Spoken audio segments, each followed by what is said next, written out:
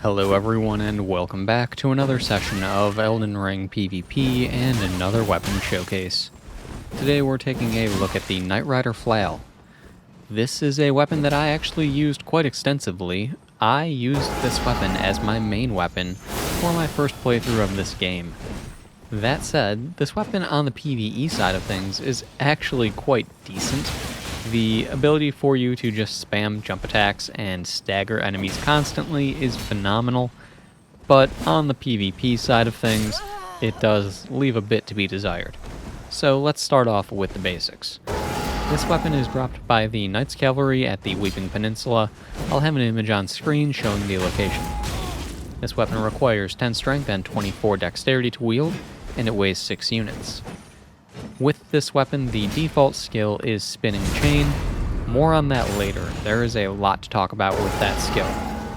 At plus 25 on the Keen upgrade path, it will have a physical base damage of 235 and an E scaling in strength and an A scaling in dexterity. And of course, it will do 50 bleed per hit.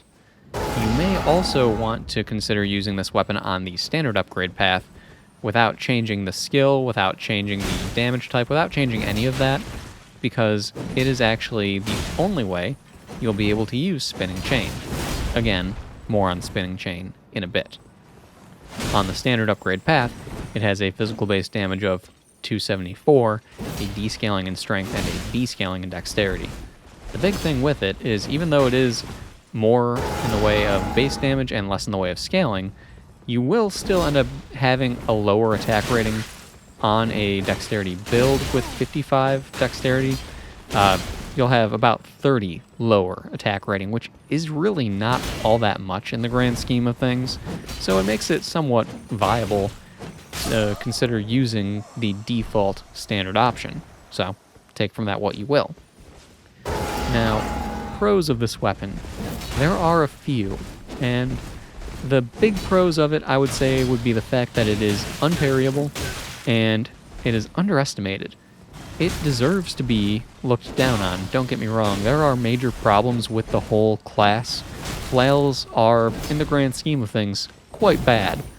But if you plan your build for it and if you plan your setup correctly, this thing actually can do some pretty decent work. So let's talk about the skill. Now, Spinning Chain, like I said, it's not an available Ash of War in this game.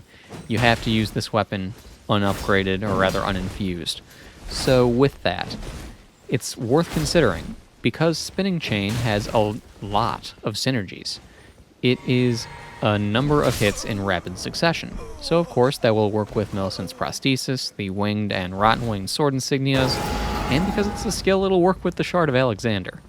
On top of that, the follow-up R1 and R2 are able to deal decent damage on their own, but because this weapon, with holding the skill, does decent damage already and will be able to stack up the insignias and stacks with the Shard of Alexander, because of all of that stacking, you're in good shape already if you can hit someone with it. And then throw on the fact that you can buff this with Blood Grease, and its bleed damage will proc extremely quickly then as well. If someone is not wearing much armor, if they're wearing light armor, if they don't have much poise, it can honestly kind of just shred them if you plan for it properly. So keep that in mind. If you see someone that doesn't have much in the way of armor on, Spinning Chain is a decent consideration, because they'll have a hard time getting close to you so long as you're spinning the flail. It makes it so that trading hits with you is not necessarily a good idea, as you guys just saw. That all said, there are other skills that you've seen me use throughout this video that are also quite good with this weapon and can throw people off. Barbaric Roar and War Cry are two of the big ones that I like with this weapon. With those two skills in particular, you're able to buff the weapon and, of course, with that, have the standard effects of those two skills, being all of the hyper armor in the world, so you can use this weapon to trade hits with things like great swords, great hammers, heavy weapons you normally couldn't trade with, suddenly you'll win trades against. So that's really nice. A lot of greatsword users just can't seem to get it through their head that they can't just crouch poke to win. So if you're fighting someone like that, even if it's not this weapon, throw on Warcry or Barbaric Roar and trade hits with them. They just won't understand. And that's kind of a great feeling when that happens.